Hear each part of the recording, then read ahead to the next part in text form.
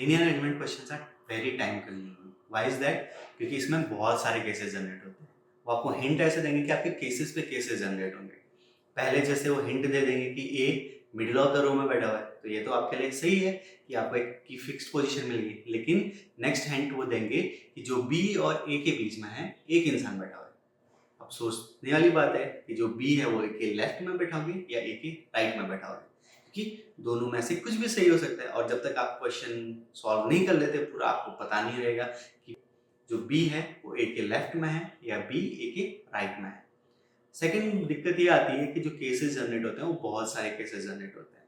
Normally आप क्या करोगे, पहले एक डायग्राम बनाओगे एंड सारी इन्फॉर्मेशन उस डायग्राम में फिल करने की कोशिश करोगे एंड जो इरेलीवेंट इन्फॉर्मेशन है या गलत इन्फॉर्मेशन है उसको रिमूव करने की कोशिश करोगे। लेकिन अगर आप एक ही डायग्राम में इतनी सारी इन्फॉर्मेशन फिट करोगे तो क्या होगा कि आपकी खिचड़ी पक जाएगी एंड लास्ट में आपको पता नहीं चलेगा कि दाल कहाँ है, चावल कहाँ है, कौन सी दाल मैंने डाली थी। अगर आप एक ही डायग्राम में इतनी सारी इन्फॉर्मेशन फीड कर दोगे, फिर आपको आंसर निकालने में, उस डायग्राम से करेक्ट आंसर निकालने में और ज़्यादा टाइम लगेगा। दूसरी ट्रिक क्या होती है कि आप क्या करो कि जैसे जैसे आपका नया ब्रांच होता है, मतलब आपके दो सिनेरियो बन गए, जो बी है वो ए के लेफ्ट में भी बैठ सकता है या ए के राइट में भी बैठ सकता है। तो आप क्या करो कि दोनों के लिए क्या करो, अलग अलग डायग्राम बना लो। एक में आप बी को ए के लेफ्ट में बैठा लो और एक में बी को ए के राइट में बैठा लो। लेकिन इसमें क्या होगा, इन्फॉर्मेशन जब आप एक नया डायग्राम बना रहे हो नए केस के लिए, तो आपको पुराने केस से जो फिक्स्ड इन्फॉर्मेशन है वो फिर से फीड करनी पड़ेगी। तो अगर आपका खाली एक ही और केस जनरेट होता है ये तो उस टाइम पे ठीक है। लेकिन अगर कहीं मल्टीपल केसेस जनरेट हो गए, लेट्स से दैट कि आपके 6 केसेस जनरेट हो गए, तब आपका क्या होगा कि आप तो डायग्राम बनाने में और इन्फॉर्मेशन कॉपी करने में ही आपका पूरा टाइम चला जाएगा। तो how to avoid all of this? So the best way to avoid this is parallel solving. What is parallel solving? Parallel solving में हम क्या करते हैं, हम एज्यूम करते हैं कि केसेस जनरेट होंगे क्योंकि दैट इज इनएविटेबल। उसमें आपके लीनियर अरेंजमेंट क्वेश्चंस में आपके केसेस जनरेट होना लाजमी है एंड वो हमेशा ही होंगे। तो आप क्या करते हो, आप पहले से ही एक डायग्राम ना बना करके जब आप पहला डायग्राम बना रहे हो उसी के साथ में आप 4 और डायग्राम बना लो या 3 और डायग्राम बना लो।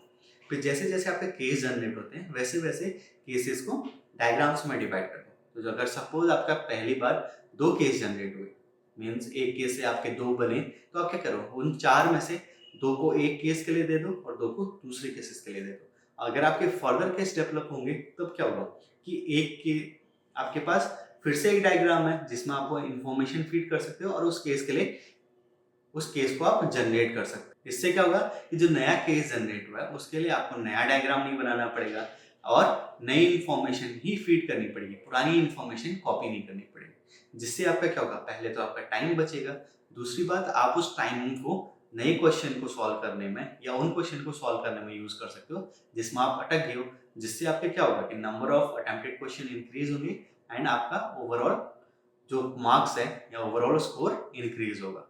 एंड पैरेलल सॉल्विंग आपको बहुत सारे हैसल से बचा सकता है। क्यों? क्योंकि जब आप 8 केसेस या 4 केसेस एक साथ सॉल्व कर रहे होंगे तब कुछ ऐसे हिंट्स मिलते हैं जो आपके क्वेश्चंस टर्मिनेट करते हैं या केसेस को टर्मिनेट करते हैं, क्योंकि वो हिंट्स केसेस पे बैठते नहीं है।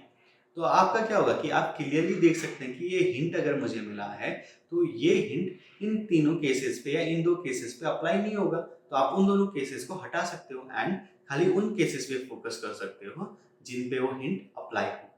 तो जब भी आपके केस टर्मिनेशन वाले हिंट्स आते हैं उनको भी आप इजीली अप्लाई कर सकते हो एंड उन केसेस को रिमूव कर सकते हो जो आपके काम नहीं आएंगे। एंड जैसे जैसे आप क्वेश्चन सॉल्व करते रहोगे तो जो केसेस हैं उनके लिए आप क्लियरिटी रहेगी, आपको पता रहेगा कि इस केस में ये इंफॉर्मेशन मैं फीड कर सकता हूँ एंड ये केस मुझे एंड पॉइंट तक लेके जाएगा, बट ये वाला केस मेरे को आधे रास्ते में ही छोड़ देगा, बाकी के इंफॉर्मेशन ये फीड नहीं कर पाएगा।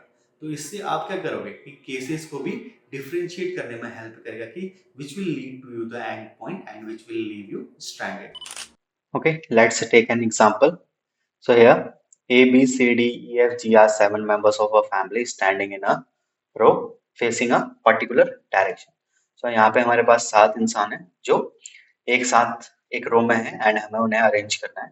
So rather than taking one diagram, हम क्या करेंगे, we will take at least 4 diagrams या we will take multiple diagrams जिसमें हम क्वेश्चंस को साइमल्टेनियसली हिंट्स के अकॉर्डिंग सॉल्व करेंगे एंड जैसे जैसे हम केसेस जनरेट होंगे वैसे वैसे हम कुछ डायग्राम्स को पर्टिकुलर केसेस असाइन करते जाएंगे एंड फिर उनको सॉल्व करके we will reach to the answer. तो फर्स्ट स्टेप क्या होगा, to draw multiple diagrams. Always start with 4 diagrams. अगर आपको further diagrams की जरूरत पड़ेगी then we draw them, but if you take or if you go ahead with 4 diagrams you'll be easily able to solve all the questions that you face. So 4 diagrams, okay, so हमने पहले 4 diagrams बनाए and we will be filling information। जो भी information हमें question से मिलती रहेगी वो information हम इन 4 diagrams में एक साथ fill करते रहेंगे। जो हमारे पास पहले कॉन्क्रीट इंफॉर्मेशन है वो क्या है कि D is third from the extreme left and third to the left of E। जो D की पोजीशन है वो क्या है, third from the extreme left and उसके third to the right E है। Okay, so here first will assign the position of D in all the cases and then the position of E। Okay, and since इनकी position fixed है and it will not change and कोई variable नहीं है इनमें, तो सब cases में इनकी पोजीशन सेम रहेगी। नाउ द सेकंड इंफॉर्मेशन हमारे पास ये है कि A and D R neighbours, जो हमें फोर्थ क्लू से मिल रहा है। तो यहाँ पे जो ए की पोजीशन है वो डी के लेफ्ट के लिए भी हो सकती है एंड डी के राइट के लिए भी हो सकती है। सो आधे केसेस हम डी के लेफ्ट के लिए असाइन कर देते हैं एंड आधे केसेस डी के राइट के लिए। सो 2 cases for left of D and 2 cases for the right of D। Okay, now जो next information हमारे पास है वो क्या है, F and C are neighbors। Since F और C neighbors हैं तो हमारे पास दो ऐसी positions होनी चाहिए जो right next to each other हो और vacant हो, ताकि हम क्या करें F और C को बैठा सकें। and since हमें information ये नहीं मिली कि F C के left में है या right में है, so just यहाँ पे 2 केसेस और जनरेट होंगे। तो क्या होगा, एफ सी के लेफ्ट में भी हो सकता है और एफ सी के राइट में भी हो सकता है। सो ये 2 केसेस जनरेट होंगे for each of the case. Since ये दोनों केसेस सेम है तो एक केस के लिए एक केस को हम F to the left of C assign कर देंगे एंड दूसरे केस को F to the right of सी।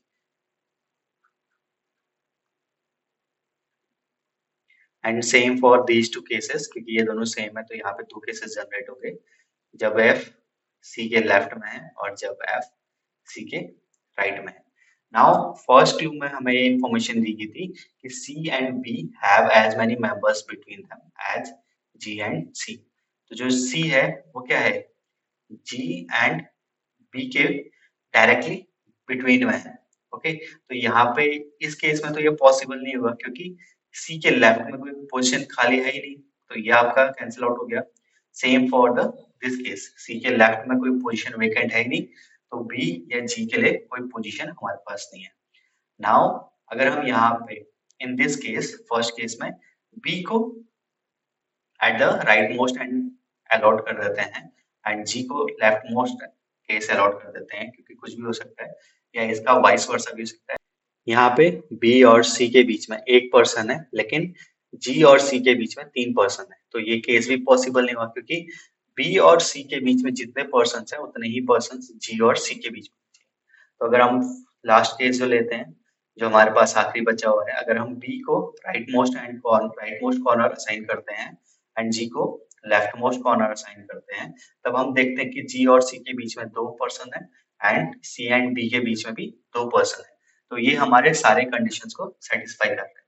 लेकिन एक और प्रॉब्लम अराइज होती है कि अगर हम बी और जी की पोजीशन बदल दें फिर भी ये क्वेश्चन क्या होगा, करेक्ट होगा। फिर भी वो अरेंजमेंट, जो नया अरेंजमेंट हमें मिलेगा बी और जी की पोजीशन को इंटरचेंज करने के बाद, वो भी क्या होगा, एक करेक्ट अरेंजमेंट होगा। तो जो सेकंड आंसर हमें मिलेगा for this case it will be B A D C F E and C F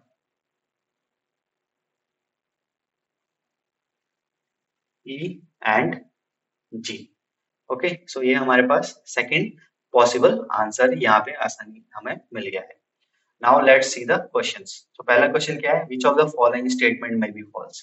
तो इनमें से कौन सा स्टेटमेंट फॉल्स हो सकता है। A is third to the left of F, तो ए की position third to the left of F है, दैट इज करेक्ट कि फर्स्ट सेकंड थर्ड, तो ए क्या है, एफ के थर्ड टू द लेफ्ट है इन बोथ द केसेस, तो ये करेक्ट है। D is third to the left of E. This is also correct क्योंकि डी और ई के बीच में दोनों केसेस में क्या है, दो पर्सन है एंड डी ई के लेफ्ट में है।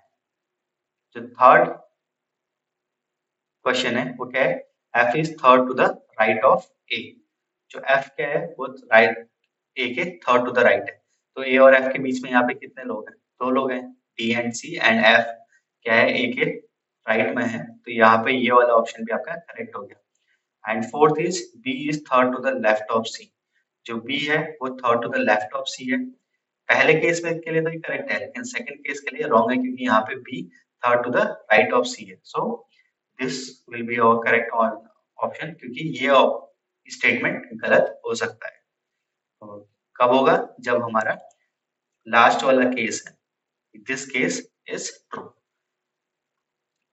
Now for the next question, which of the statement is true? C and E are neighbours, नहीं है, दोनों के बीच में एफ है, तो ये आपका रॉन्ग हो गया। E and E is immediate left of F, wrong है क्योंकि ई एफ के राइट में है, यहाँ पे ये गलत हो गया। C is to the immediate left of D, wrong answer again, C D के राइट में है। A is to the immediate left of D, ये आपका करेक्ट आंसर हो गया।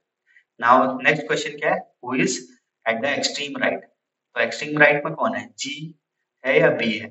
तो हमारे पास दो ऑप्शंस हैं, जी भी हो सकता है एंड बी भी हो सकता है, क्योंकि हमें कोई एडिशनल इंफॉर्मेशन नहीं मिली थी कि जी और बी के पोजीशन की किसी और के रिस्पेक्ट में या एक दूसरे के रिस्पेक्ट में। तो यहाँ पे हमारे पास इनएडिक्वेट डाटा है, जिसकी वजह से आपका फोर्थ ऑप्शन करेक्ट होगा। तो ये जरूरी नहीं है कि आपका हर एक क्वेश्चन या हर एक लीनियर अरेंजमेंट सॉल्व हो। कुछ ऐसे केसेस होते हैं जिनमें आपका ऑप्शन ओपन रहता है, मींस आंसर ओपन रहते हैं एंड आप correct option, multiple answer possible रहते हैं। So you have to be very careful.